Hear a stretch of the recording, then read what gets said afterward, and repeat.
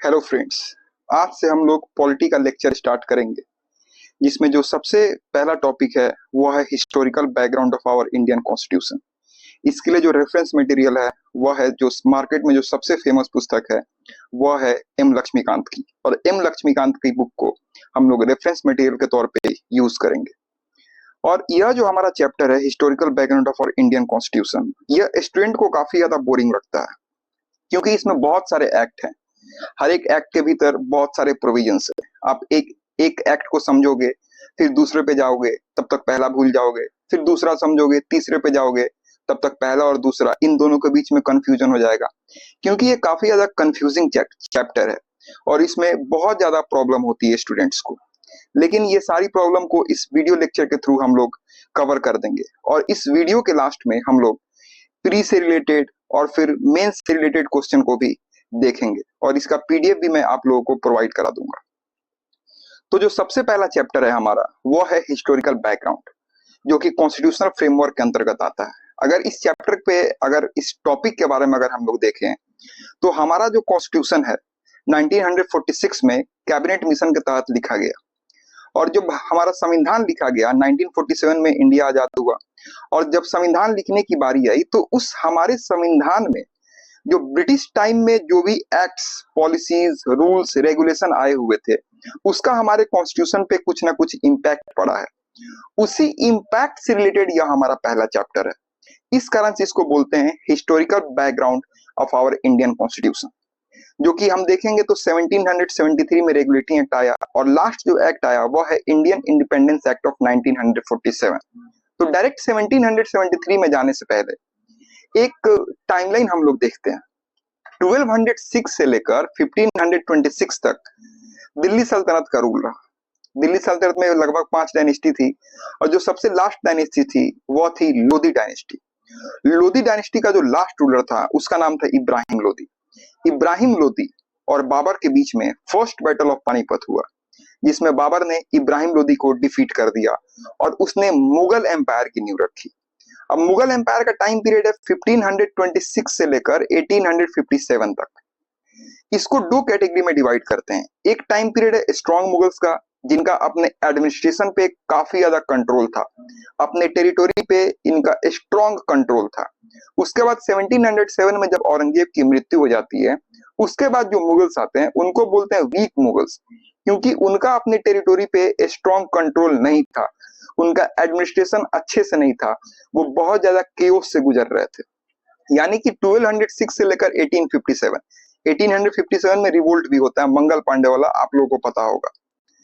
फिर अगर एक इंपॉर्टेंट डेट वगैरह देखें, इंपॉर्टेंट ईयर्स वगैरह देखें, तो उसमें आता है 1600, 1757, 1764, 1765, 1857। यह हिस्टोरिकल बैकग्राउंड से रिलेटेड डेट है, उसके बारे में आप लोगों को बता रहा हूँ। फिर उसके बाद अभी मैंने स्टार्टिंग बताया कि 1773 में रेगुलेटिंग एक्ट आया था, और लास्ट एक्ट आया था 1947 में, इंडियन इंडिपेंडेंस एक्ट। और इसका भी अगर बैकग्राउंड हम लोग देखते हैं तो ब्रिटेन में एक कंपनी का एस्टेब्लिशमेंट होता है 1600 में, which is known as British East India Company. Britain की महारानी थी उस समय Queen Elizabeth first. Queen Elizabeth first ने एक चार्टर साइन किया था। उस चार्टर के through British East India Company को एक्सक्लूसिव राइट मिले कि वो ईस्ट इंडीज यानी इंडिया, इंडोनेशिया वाले रीजन में जाकर ट्रेड कर सके। चार्टर, हमने सुना कि चार्टर मिला उनको। चार्टर का क्या मतलब होता है? चार्टर का सिंपल मतलब ये होता है कि एक फॉर्मल रिटेन डॉक्यूमेंट जो कि किसी रूलर के द्वारा, किंग या फिर क्वीन के द्वारा साइन किया जाता है, और जिस किसी को भी चार्टर मिलता है उसके पास स्पेशल प्रिविलेज होते हैं, उसके पास स्पेशल पावर होता है, या किसी पर्सन को, किसी कंपनी को, किसी ऑर्गेनाइजेशन को प्रोवाइड किया जाता है। वैसे ही क्वीन एलिजाबेथ फर्स्ट ने 1600 में ब्रिटिश ईस्ट इंडिया कंपनी को चार्टर प्रोवाइड किया, जिसके तहत उन्हें इंडिया के साथ ट्रेडिंग राइट मिला, एक्सक्लूसिव ट्रेडिंग राइट मिला। 1608 में वो इंडिया आए। ब्रिटिशर्स जो है 1608 में इंडिया आए और उन्होंने ट्रेड करना स्टार्ट किया। देखें तो 1600 बोले या फिर 1608 बोले, इस समय से लेकर 1757 तक वो एक नॉर्मल ट्रेडिंग कंपनी के तौर पे कार्य करते थे। जैसे एक नॉर्मल कंपनी होती है जिसका गठन व्यापार के लिए हुआ है, ट्रेड के लिए हुआ है, तो वैसे ही वो काम कर रही थी। तभी 1757 में एक इवेंट होता है। Which is known as battle of Plassey. Battle of Plassey जो है वह उस समय के बंगाल के नवाब सिराजुद्दौला और English British East India company के ऑफिशियल रॉबर्ट क्लाइव बंगाल का गवर्नर भी बनता है। तो सिराजुद्दौला और रॉबर्ट क्लाइव के बीच में बैटल ऑफ प्लासी होता है, जिसमें सिराजुद्दौला की हार होती है। सिराजुद्दौला उस समय बंगाल का नवाब था। फिर उसके बाद अंग्रेजों ने एक पपेट नवाब बनाया जिसका नाम है मीर जाफर। 1757 से लेकर 1760 तक मीर जाफर बंगाल का नवाब था। मीर जाफर जो अंग्रेजों का रिक्वायरमेंट पूरा नहीं कर पा रहा था, इस कारण से मीर जाफर को हटा दिया गया। फिर उसके बाद उन्होंने बनाया मीर कासिम को। मीर कासिम को उन्होंने पपेट बनाकर रखा, लेकिन मीर कासिम एक एम्बिशियस पर्सन था, या ज्यादा दिन तक पपेट नहीं बन पाया, इस कारण से अंग्रेजों ने मीर कासिम को हटा दिया। अब मीर कासिम ने मुगल एम्पेरर शाह आलम और अवध के नवाब शुजाउद्दौला, इसके साथ मिलकर उसने एक ट्रिपल अलायंस बनाया और फिर उनका ईस्ट इंडिया कंपनी के से बैटल हुआ। ईस्ट इंडिया कंपनी का रिप्रेजेंटेटिव था उस समय हेक्टर मुनरो, और अनफॉर्चुनेटली 1764 में बैटल ऑफ बक्सर में ट्रिपल अलायंस की हार होती है और हेक्टर मुनरो जो कि रिप्रेजेंटेटिव था ईस्ट इंडिया कंपनी का, उनका सेनापति था, कमांडर इन चीफ था, उसकी जीत होती है। और यहां से टेरिटोरियल पावर के रूप में British East India company emerge होती है। इसी बैटल के परिणाम स्वरूप 1765 में ट्रीटी ऑफ इलाहाबाद होता है। इस ट्रीटी ऑफ इलाहाबाद के तहत बंगाल, बिहार और उड़ीसा की दीवानी अंग्रेजों को मिल जाती है। अब दीवानी का क्या मतलब हुआ? दीवानी का सिंपल मतलब ये होता है कि टैक्स कलेक्शन रिलेटेड मैटर और सिविल जस्टिस रिलेटेड मैटर, ये सब अंग्रेजों के पास चले गए। एक होता है दीवानी सिविल जस्टिस और एक होता है क्रिमिनल जस्टिस। क्रिमिनल जस्टिस में पनिशमेंट मिलता है और उसके बाद ये मर्डर से रिलेटेड होता है, थेफ्ट से रिलेटेड होता है, यानी क्राइम इसमें होता है। वहीं सिविल जस्टिस में अगर हम लोग देखते हैं तो सिविल जस्टिस में कंपनसेशन प्रोवाइड किया जाता है, यानी दो लोगों के बीच में पर्सनल डिस्प्यूट है, प्राइवेट पार्टी के बीच में डिस्प्यूट है, तो वहां पे कोर्ट के द्वारा कंपनसेशन प्रोवाइड किया जाता है, एक रेजोल्यूशन प्रोवाइड किया जाता है, इसमें पनिशमेंट नहीं दिया जाता है। तो सिविल जस्टिस और टैक्स कलेक्शन यानी रेवेन्यू से रिलेटेड मैटर बंगाल, बिहार और उड़ीसा का अंग्रेजों के पास चला गया और अंग्रेज यहाँ से टेरिटोरियल पावर के रूप में एक पावरफुल एंटिटी के तौर पे इमर्ज होते हैं। तो यानी हमने देखा कि 1600 में कंपनी का एस्टैब्लिशमेंट होता है और 1765 में उनको दीवानी राइट बंगाल, बिहार और उड़ीसा की मिल जाती है।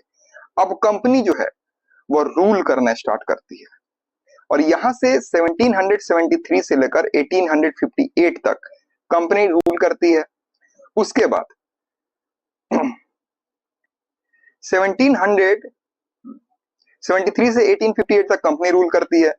फिर 1857 में रिवोल्ट ऑफ 1857 होता है 1857 में। फिर उसके बाद 1858 से लेकर 1947 तक क्राउन जो है वो डायरेक्ट रूल करता है। That's why it is known as crown rule and other one is known as company rule. जैसे हमने यहाँ पे ये देखा कि 1773 से 1858 तक कंपनी रूल और 1858 से लेकर 1947 तक क्राउन रूल, यानी यहाँ ईस्ट इंडिया कंपनी रूल कर रही थी, यहाँ पे क्राउन डायरेक्ट रूल कर रहा था। और इसी रूलिंग के बीच में इन्होंने बहुत सारे एक्ट्स, प्रोविजंस वगैरह लेके आए, जिसका हमारे प्रेजेंट डे कॉन्स्टिट्यूशन पे इम्पैक्ट है। और उसका क्या इम्पैक्ट है इस चार्टर एक्ट में, इस गवर्नमेंट ऑफ इंडिया एक्ट में, काउंसिल एक्ट में, ऐसे कौन कौन से प्रोविजंस थे जिसका हमारे प्रेजेंट डे कॉन्स्टिट्यूशन पे इफेक्ट है, उसी से रिलेटेड हमारा पहला चैप्टर है। That's why it is known as historical background of our Indian constitution. तो कंपनी रूल के समय बहुत सारे एक्ट्स वगैरह, जैसे रेगुलेटिंग एक्ट, उसके बाद आपको अमेंडिंग एक्ट, रेगुलेटिंग एक्ट 1773, फिर अमेंडिंग एक्ट, फिर पिट्स India act, act of 1786, charter act 1793, 1813, 1833, 1853, ठीक है। उसके बाद क्राउन रूल के समय आया government of India act of 1858, Indian council act 1861, Indian council act 1892, GOI 1909, GOI 1919, government of India act of 1935 और लास्ट में आया इंडियन इंडिपेंडेंस एक्ट ऑफ 1947, जिसके तहत दो डोमिनियन का एस्टैब्लिशमेंट किया गया, which is India and Pakistan. तो अब हम लोग देखते हैं सबसे पहला जो है हमारा रेगुलेटिंग एक्ट ऑफ 1773। आखिरकार रेगुलेटिंग एक्ट को लाने की जरूरत क्या पड़ी थी? इसका बैकग्राउंड क्या है। क्योंकि कंपनी ने उस समय बहुत सारे बैटल किए थे, बहुत सारे वॉर किए थे, इस कारण से उनके ऊपर फाइनेंशियल बर्डन आ गया था। और फाइनेंशियल बर्डन के कारण वो लोग जो है वो ब्रिटिश पार्लियामेंट से, ब्रिटिश क्राउन से उन्होंने लोन का डिमांड किया था। और ब्रिटिशर्स को और ब्रिटिश पार्लियामेंट को, ब्रिटिश क्राउन को यही मौका मिला कि कंपनी के मैटर में वो इंटरफेयर करे। साथ ही साथ कंपनी में बहुत ज्यादा करप्शन भी हो गया था। तो इन सब चीजों के लिए रेगुलेटिंग एक्ट ऑफ 1773 लाया गया, जिसमें हम लोग देखेंगे नॉर्मली तो गवर्नर ऑफ बंगाल के बारे में बात की गई है, first governor general, executive council की बात की जाएगी, प्रेसिडेंसी सबऑर्डिनेशन की बात की जाएगी, प्राइवेट ट्रेड के को बैन करने की बात की जाएगी, रिपोर्टिंग टू ब्रिटिश गवर्नमेंट की बात की जाएगी।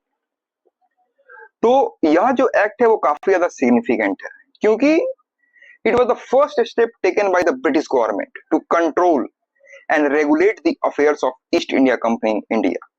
अब कंट्रोल का मतलब हो गया कि ब्रिटिश गवर्नमेंट जो है वो कंपनी की हेड बन जाएगी एक तरीके से, वह कंट्रोल करेगी उसको, नियंत्रित करेगी उसको। रेगुलेट का मतलब हो गया कि कंपनी को चलाने के लिए जो भी रूल्स चाहिए, जो भी रेगुलेशन चाहिए, जो भी गाइडलाइन चाहिए, वह सब जो है वह ईस्ट इंडिया कंपनी के से रिलेटेड मैटर में जो रेगुलेशन होगा वह ब्रिटिश पार्लियामेंट वगैरह सेट करेंगे।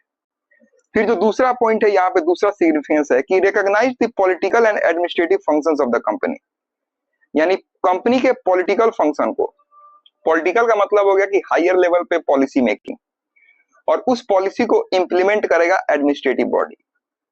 तो पॉलिटिकल और एडमिनिस्ट्रेटिव फंक्शन को रिकॉग्नाइज किया गया कंपनी के द्वारा। फिर तीसरा पॉइंट आ जाता है कि it let down the foundation of central administration in India, केंद्रीय प्रशासन की नींव रखी गई।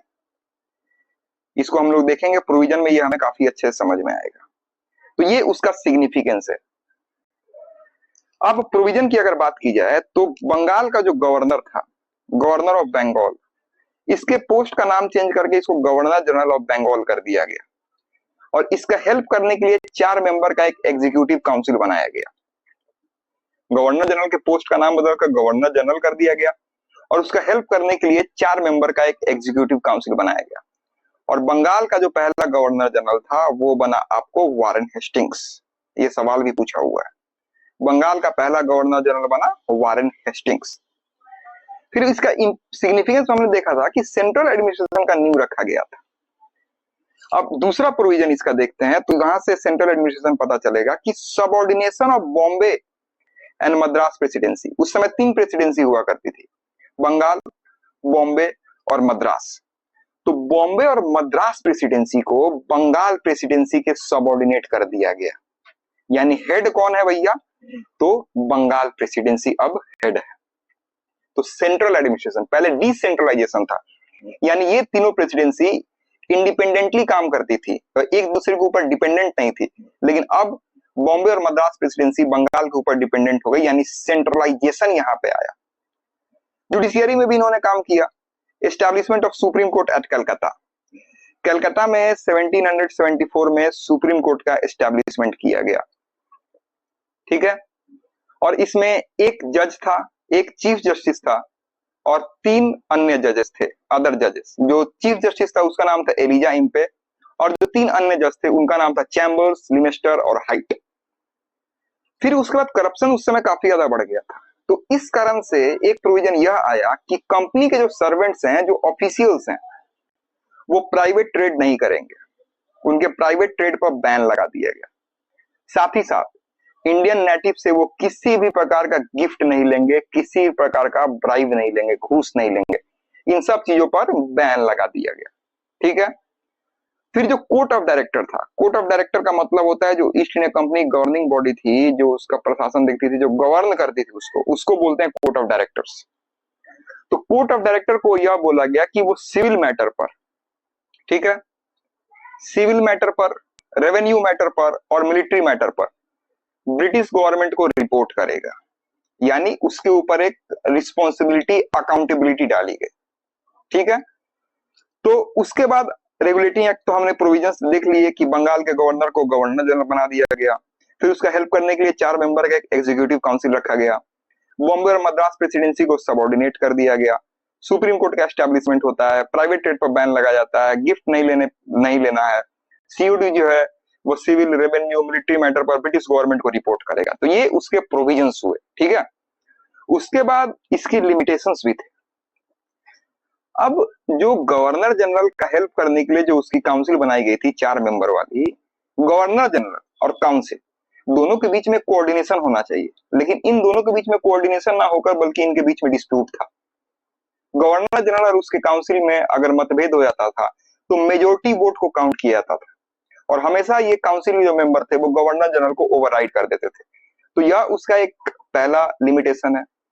दूसरा लिमिटेशन देखते हैं तो वह है जुडिशियल कंफ्यूजन, क्योंकि सुप्रीम कोर्ट जो एस्टेब्लिश हुआ था उसके ज्यूरिसडिक्शन को, क्योंकि सुप्रीम कोर्ट एक पावरफुल इंस्टीट्यूशन है, गवर्नर जनरल भी एक पावरफुल पोस्ट है, तो इनके ज्यूरिसडिक्शन को डिफाइन नहीं किया गया था, तो इनके बीच में हमेशा क्लैश होता था, इनके बीच में हमेशा कंफ्यूजन बना रहता था।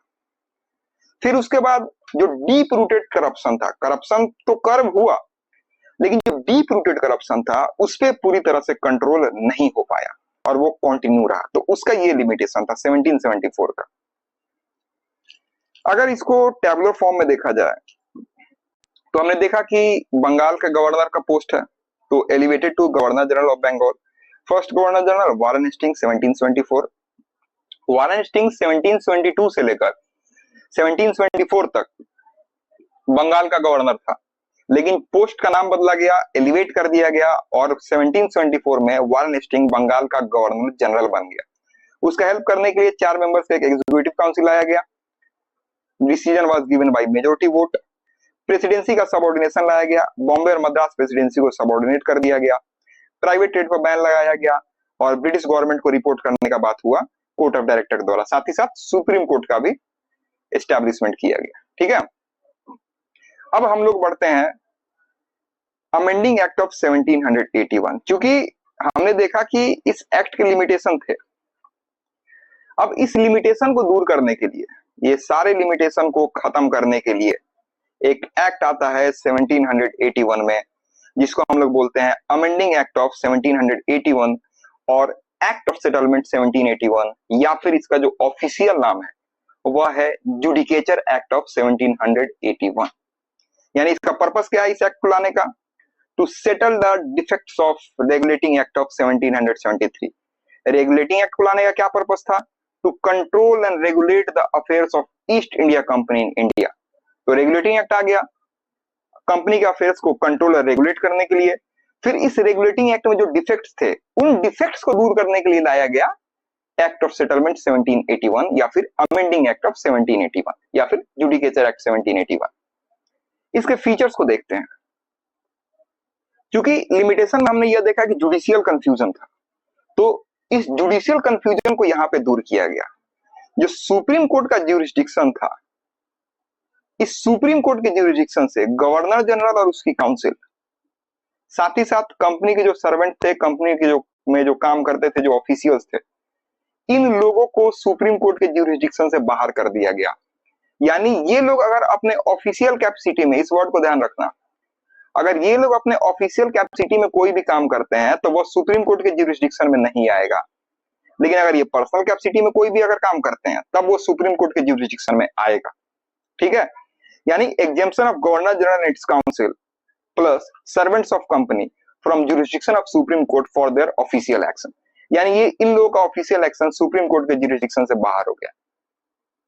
साथ ही साथ कंपनी जो थी वो रेवेन्यू कलेक्शन करती थी। अब रेवेन्यू से रिलेटेड जो मैटर था, रेवेन्यू कलेक्शन में जो भी डिस्प्यूट वगैरह होता था, वो सारा मैटर भी सुप्रीम कोर्ट के ज्यूरिसडिक्शन से एक्सक्लूड कर दिया गया, उसे बाहर कर दिया गया। यानी अब देखो, अब यहाँ पे सुप्रीम कोर्ट का ज्यूरिसडिक्शन डिफाइन हो रहा है कि गवर्नर जनरल, उसकी काउंसिल, कंपनी के सर्वेंट्स, रेवेन्यू मैटर्स, ये सारी चीजें जो है वो सुप्रीम कोर्ट के ज्यूरिसडिक्शन में नहीं आएंगी। साथ ही साथ सुप्रीम कोर्ट एक टेरिटोरियल ज्यूरिसडिक्शन भी लाया गया। सुप्रीम कोर्ट चूंकि कलकत्ता में एस्टैब्लिश हुआ था, ठीक है, तो कलकत्ता में यह एस्टैब्लिश हुआ था, लेकिन यह पहले बंगाल, बिहार, उड़ीसा हर एक जगह के मैटर में यह इंटरफेयर करता था, हर एक जगह के मैटर में इंटरवीन करता था। तो इस कारण से यह एक प्रोविजन लाया गया कि सुप्रीम कोर्ट जो है कलकत्ता में एस्टैब्लिश हुआ है, तो कलकत्ता के इनहैबिटेंट्स पर ही केवल सुप्रीम कोर्ट का ज्यूरिसडिक्शन अप्लाई होगा, उसके बाहर ज्यूरिसडिक्शन अप्लाई नहीं होगा। सॉरी। साथ ही साथ इंडियन लॉज एंड कस्टम को रिकॉग्नाइज किया गया। इसका क्या मतलब हुआ? अगर कोई डिफेंडेंट है, डिफेंडेंट का मतलब है जिसके खिलाफ केस किया गया, कोर्ट में उसकी पेशी हुई है, तो उसको जब जज उसके साथ जजमेंट देगा तब वह उसके रिलीजियस लॉज को फॉलो करेगा। अगर वो हिंदू है तो हिंदू लॉज के अकॉर्डिंग उसको ट्रीट किया जाएगा, अगर वो मुस्लिम है तो मुस्लिम लॉज के अकॉर्डिंग उसको ट्रीट किया जाएगा। फिर आता है अपील्स एंड लीगल प्रोसीजर। इसका क्या मतलब हुआ? जो लोअर कोर्ट थे, लोअर कोर्ट को प्रोविंशियल कोर्ट बोलते थे, बंगाल, बिहार, उड़ीसा वाले रीजन, तो इनको प्रोविंशियल कोर्ट बोलते थे। तो ये जो प्रोविंशियल कोर्ट से अगर अपील किया जाएगा तो वह अपील सुप्रीम कोर्ट में नहीं जाएगा, बल्कि गवर्नर जनरल इन काउंसिल के पास जाएगा। क्योंकि अभी प्रेजेंट डे में हम देखते हैं जो लोअर कोर्ट होता है, लोअर कोर्ट में कोई डिसीजन सुना दिया गया तो अगर हायर कोर्ट में अपील करना है तो लोअर कोर्ट से आदमी जाएगा हायर कोर्ट, हाई कोर्ट में, हाई कोर्ट से अपील लेके जाएगा वो सुप्रीम कोर्ट में। तो वैसे ही यहाँ पे प्रोविंशियल कोर्ट से जो बंदा है वो अपील लेके जाएगा आपको गवर्नर जनरल इन काउंसिल में, न कि सुप्रीम कोर्ट में। साथ ही साथ गवर्नर जनरल इन काउंसिल को यह भी अधिकार दिया गया कि प्रोविंशियल कोर्ट को कैसे मैनेज करना है, उसके गाइडलाइन क्या होंगे, उसके रूल्स एंड रेगुलेशन क्या होंगे, वह गवर्नर जनरल इन काउंसिल उसको डील करेगा। प्रोविंशियल कोर्ट थोड़ा सा डिटेल में अगर देखते हैं तो प्रोविंशियल कोर्ट जो होता है, provincial court were lower courts establish by the east India Company in various provinces. ये ईस्ट इंडिया कंपनी के द्वारा एस्टैब्लिश किया गया था अपने अफेयर्स को मैनेज करने के लिए, उसमें जजमेंट सुनाने के लिए, ना कि ब्रिटिश क्राउन के द्वारा। ब्रिटिश क्राउन के द्वारा सुप्रीम कोर्ट का एस्टैब्लिशमेंट किया गया था, ठीक है। उसके बाद प्रोविंशियल कोर्ट के बाद अगर हमने ये अमेंडिंग एक्ट पूरा देख लिया, इसके फीचर्स वगैरह देख लिए, अगर इसको और शॉर्ट अगर नोट्स में देखते हैं तो इसका जो ऑफिशियल नाम है वो है जुडिकेचर एक्ट ऑफ 1781। ये मैंने बताया। इसका पर्पस क्या था? To remove conflicts between supreme court and governor general in council created by the regulating act of 1773। ये भी मैंने आपको बता दिया। Jurisdiction of supreme court define किया गया, limited by Calcutta only, could not interfere in matters outside Calcutta. ये भी मैंने क्लियर कर दिया। Revenue matters excluded from the jurisdiction of supreme court, ठीक है, ये भी क्लियर हुआ। Governor general in council, governor action taken in official capacity were not subject to supreme court review, ये भी क्लियर है। इंडियन सब्जेक्ट पर्सनल लॉ को recognise किया गया। अपील्स, प्रोविंशियल कोर्ट के जो अपील थे वो गवर्नर जनरल इन काउंसिल के पास जाएंगे, सुप्रीम कोर्ट के पास नहीं जाएंगे। यानी कि हमारा ये भी क्लियर हुआ। अब हम लोग देखेंगे पिट्स इंडिया एक्ट ऑफ 1784। इसका क्या पर्पस था? तो इसका पर्पस अगर देखते हैं कि पिट्स इंडिया एक्ट आखिरकार लाया क्यों गया था, केवल प्रोविजंस पढ़ के नहीं होगा, केवल एक्ट बाय एक्ट मूव करने से नहीं होगा, हर एक एक्ट को लाने के पीछे एक रीजन है। तो इसको लाने के पीछे क्या पर्पस है? To correct defects of regulating act of 1773 and establish effective crown control over East India company's political affair. देखो, अमेंडिंग एक्ट भी लाया गया था इसी कारण से कि रेगुलेटिंग एक्ट ऑफ 1773 के डिफेक्ट्स को दूर किया जाए, लेकिन पिट्स इंडिया एक्ट को भी इसी पर्पस से लाया जा रहा है कि अगर जो भी बचा खुचा डिफेक्ट है उसको भी दूर किया जाए। साथ ही साथ इसका एक पर्पस और है कि ईस्ट इंडीज कंपनी पे, ईस्ट इंडिया की जो कंपनी है, जो ब्रिटिश ईस्ट इंडिया कंपनी है, उस पे एक और ज्यादा इफेक्टिव क्राउन कंट्रोल हो। अगर रेगुलेटिंग एक्ट को लाने की बात की जाए, अब यहाँ पे हम लोग लिंकेज ड्रॉ करेंगे। रेगुलेटिंग एक्ट को क्यों लाया गया था? क्योंकि हमने देखा कि ईस्ट इंडिया कंपनी ने बहुत सारे वॉर किए थे, बहुत सारे बैटल किए थे, जिस कारण से उनके ऊपर फाइनेंशियल बर्डन आ गया था, और उस फाइनेंशियल बर्डन के कारण उन्होंने ब्रिटिश पार्लियामेंट से लोन मांगा था। साथ ही साथ करप्शन बहुत ज्यादा हो गया था। तो ईस्ट इंडिया कंपनी के अफेयर्स को कंट्रोल करने के लिए, रेगुलेट करने के लिए रेगुलेटिंग एक्ट आया, नाम से ही स्पष्ट है। फिर रेगुलेटिंग एक्ट में जो डिफेक्ट था उसको दूर करने के लिए अमेंडिंग एक्ट लाया गया। ये भी नाम से क्लियर है कि अमेंड किया जाएगा उसके प्रोविजंस में और उसको उसमें सुधार किया जाएगा जो भी उसमें प्रॉब्लम है। फिर आता है पिट्स इंडिया एक्ट। पिट्स इंडिया एक्ट जो इसका जो नाम है वो उस समय विलियम पिट जो है वो ब्रिटेन के प्राइम मिनिस्टर थे, तो उनके नाम पे ये पिट्स इंडिया एक्ट लाया गया है, ठीक है। और साथ ही साथ इफेक्टिव क्राउन कंट्रोल के लिए भी इसको लाया गया है। तो इसके प्रोविजंस को अगर देखा जाए तो पहला सबसे प्रोविजन है कि कंपनी का जो कमर्शियल अफेयर था, यानी सिंपल समझिए ट्रेड रिलेटेड मैटर, और जो पॉलिटिकल अफेयर्स था, इन दोनों को सेपरेट कर दिया गया। It distinguish between the commercial and political functions of the company. अब कमर्शियल फंक्शन को डील करने का काम दिया गया कोर्ट ऑफ डायरेक्टर को। कोर्ट ऑफ डायरेक्टर पहले से एग्जिस्टिंग बॉडी था, लेकिन पॉलिटिकल अफेयर्स को डील करने के लिए एक नया बॉडी बनाया गया जिसे बोलते हैं बोर्ड ऑफ कंट्रोल। ठीक है, और यह बोर्ड ऑफ कंट्रोल जो था यह पॉलिटिकल अफेयर्स को डील करेगा। और यह जो बोर्ड ऑफ कंट्रोल है यह ब्रिटिश क्राउन का रिप्रेजेंटेटिव था। यह ब्रिटिश क्राउन को रिप्रेजेंट करता था। यानी सबसे पहला फीचर इसका यह है कि distinguish between the commercial and political functions of the company, यानी कमर्शियल फंक्शन को पॉलिटिकल फंक्शन को सेपरेट कर दिया गया। साथ ही साथ dual system of control establish किया गया, यानी बोर्ड ऑफ कंट्रोल एक नई बॉडी बनाई गई और कोर्ट ऑफ डायरेक्टर पहले से एग्जिस्टिंग थी। ठीक है, साथ ही साथ company subordinate to crown in political matters, यानी पॉलिटिकल मैटर्स में कंपनी के ऊपर और ज्यादा कंट्रोल किया गया। जो चौथा इसका फीचर है वह है कि board of control to supervise and direct all civil, military and revenues matter in British possessions in India. British possessions in India का मतलब होगा कि ब्रिटिश आधिपत्य क्षेत्र, यानी ब्रिटिशर्स ने जो भी एरिया इंडिया में जीते थे, जो एनेक्सेशन उन्होंने किया था, उसको उस समय पोजेशंस इंडिया बोला जाने लगा। और सबसे पहली बार यह चीज हुई थी कि ब्रिटिशर्स ने जो भी एरिया एक्वायर किया था उसको British possessions in India refer किया जाने लगा। 1773 में हमने ये देखा कि जो कोर्ट ऑफ डायरेक्टर था उसको, उसके ऊपर अकाउंटेबिलिटी यह एस्टैब्लिश किया गया कि सिविल, मिलिट्री और रेवेन्यू मैटर पे वह रिपोर्ट करेगा। किसको? ब्रिटिश गवर्नमेंट को। लेकिन अब चूंकि बोर्ड ऑफ कंट्रोल का एस्टैब्लिशमेंट हो चुका है, एक नई बॉडी क्रिएट हो चुकी है और यह ब्रिटिश क्राउन का रिप्रेजेंटेटिव है, तो बोर्ड ऑफ कंट्रोल अब सारे ऑपरेशंस को सुपरवाइज और डायरेक्ट करेगा। ठीक है, तो ये इसके प्रोविजंस थे, यानी कमर्शियल और पॉलिटिकल फंक्शन को सेपरेट किया गया, ड्यूअल सिस्टम ऑफ कंट्रोल लाया गया, बोर्ड ऑफ कंट्रोल का एस्टैब्लिशमेंट किया गया जो कि पॉलिटिकल मैटर्स को देखेगा और यह ब्रिटिश क्राउन का रिप्रेजेंटेटिव होगा। साथ ही साथ बोर्ड ऑफ कंट्रोल जो यह सुपरवाइज और डायरेक्ट करेगा सभी सिविल, मिलिट्री और रेवेन्यू के matter in British positions in India. इस एक्ट का अगर सिग्निफिकेंस देखा जाए तो सिग्निफिकेंस है कि जो भी एरियाज ब्रिटिशर्स ने एक्वायर किए थे इंडिया में, उनको सबसे पहली बार अब ब्रिटिश पोजीशंस इन इंडिया बोला जाने लगा। साथ ही साथ ब्रिटिश गवर्नमेंट का सुप्रीम कंट्रोल आ गया इसके ऊपर। क्यों? क्योंकि बोर्ड ऑफ कंट्रोल का एस्टैब्लिशमेंट यहाँ पे हो गया है। अब जैसे रेगुलेटिंग एक्ट का लिमिटेशन था, वैसे ही पिट्स इंडिया एक्ट का भी लिमिटेशन है। इसका लिमिटेशन है dual control led to the confusion, यानी जो बोर्ड ऑफ कंट्रोल बॉडी बनी थी, ठीक है, और जो पहले से एग्जिस्टिंग बॉडी थी कोर्ट ऑफ डायरेक्टर, इनके बीच में कंफ्यूजन क्रिएट होने लगा क्योंकि ये दो सेपरेट एंटिटी थी और इनके बीच में कंफ्यूजन डेवलप होने लगा। इंडियंस का दूर दूर तक कोई रिप्रेजेंटेशन नहीं था। जैसे साइमन कमीशन में इंडियंस का कोई भी रिप्रेजेंटेशन नहीं है, वैसे ही इस समय भी इंडियंस का कोई रिप्रेजेंटेशन नहीं है। कंपनी के जो कमर्शियल इंटरेस्ट थे वो अभी भी अनचेक्ड थे।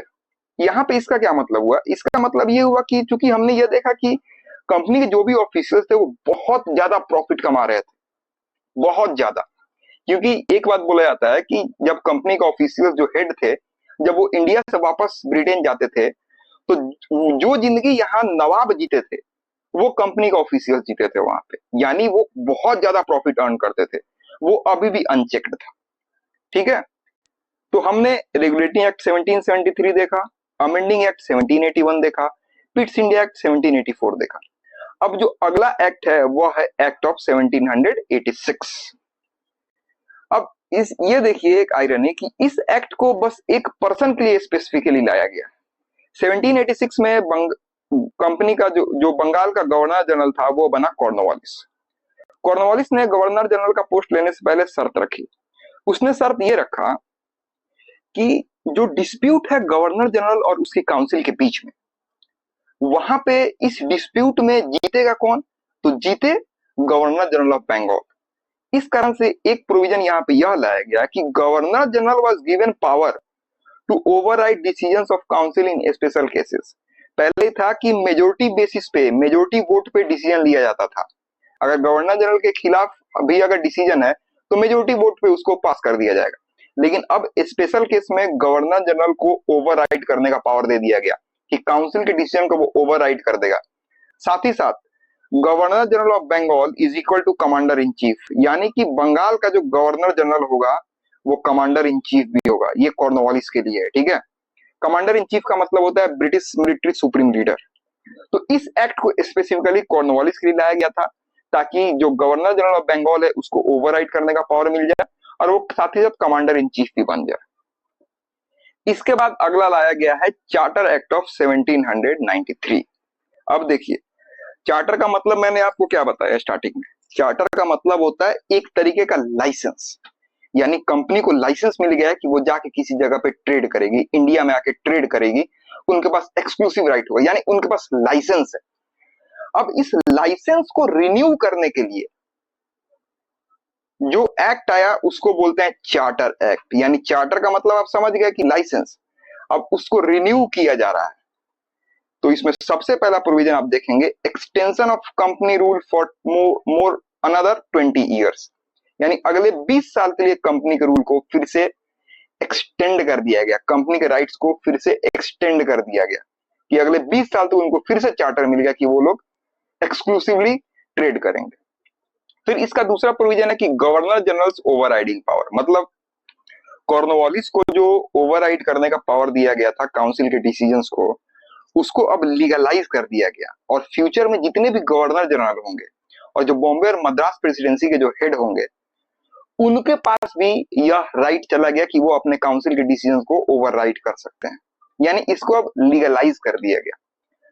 फिर प्रेसिडेंसी के कंट्रोल को और ज्यादा इंक्रीज किया गया, यानी बॉम्बे और मद्रास प्रेसिडेंसी पे और ज्यादा कंट्रोल एस्टैब्लिश किया गया British governor general of Bengal के तहत। फिर सैलरीज पेड, यानी बोर्ड ऑफ कंट्रोल के जो मेंबर्स थे उनको सैलरी कंपनी देगी, लेकिन यह कंपनी जो पैसा देगी वो इंडियन टैक्स पेयर के मनी से पैसा देगी वो, यानी ब्रिटिशर्स जो है वो काम करेंगे इंडिया में, काम करेंगे वो खुद के लिए, ट्रेडिंग करेंगे खुद के लिए, एडमिनिस्ट्रेशन करेंगे खुद के लिए, लेकिन पैसा कौन देगा उनको? इंडियंस देंगे, इंडियन का पैसा जाएगा। ऐसा क्यों? क्योंकि ब्रिटिशर्स का कहना था व्हाइट मैन बर्डन थ्योरी, यानी उनके ऊपर यह एक बोझ है, एक बर्डन है कि इंडियंस को सिविलाइज करना है, क्योंकि ब्रिटिशर्स का यह कहना था कि धरती पर केवल ब्रिटिशर्स ही सिविलाइज्ड हैं, बाकी सारे लोग असभ्य हैं, अनसिविलाइज्ड है, और इंडियंस भी अनसिविलाइज्ड हैं। तो वो इंडिया में काम कर रहे हैं तो खुद के लिए काम नहीं कर रहे हैं बल्कि वो इंडियंस के लिए काम कर रहे हैं, ऐसा ब्रिटिशर्स का कहना था। तो इस कारण से सैलरीज पेड बाय इंडियंस। फिर कमांडर इन चीफ का जो पोस्ट था, जो कमांडर इन चीफ बनता था ना, वो automatic governor general in council का मेंबर बन जाता था, लेकिन अब उसको भी खत्म किया गया और जब तक ये स्पेशली अपॉइंट नहीं होगा तब तक ये गवर्नर जनरल इन काउंसिल का मेंबर नहीं बनेगा।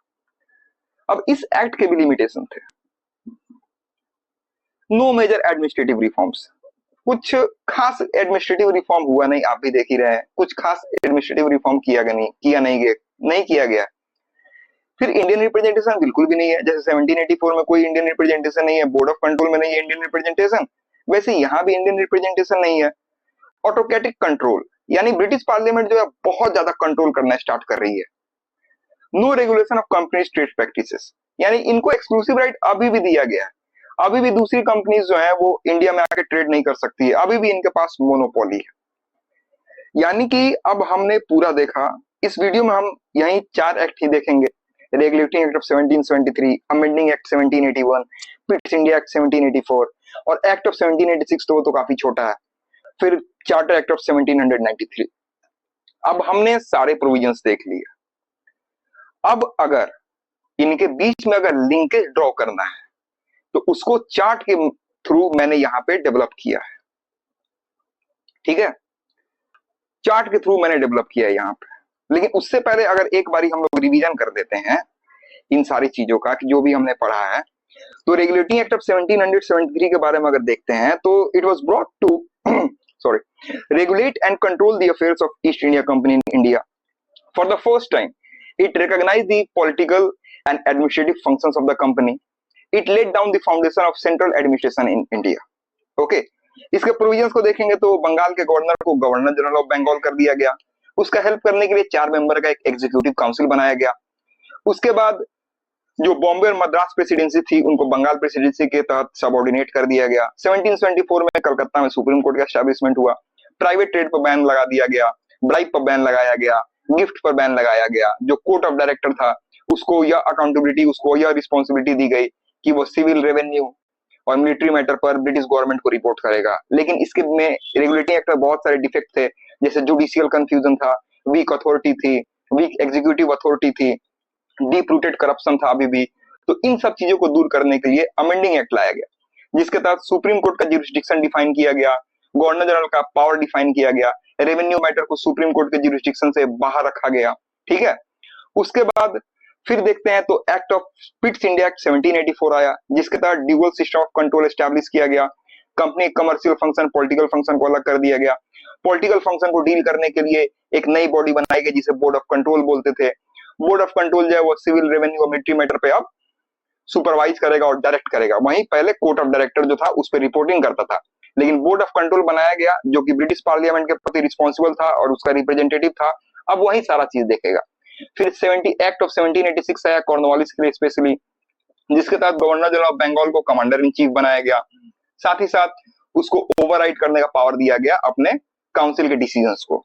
फिर आता है पिट्स India act 1793, sorry charter act of 1793। इसके तहत 20 साल के लिए फिर से मोनोपोली उनको प्रोवाइड कर दिया गया, फिर से चार्टर प्रोवाइड किया गया, एक्सक्लूसिव राइट प्रोवाइड किया गया।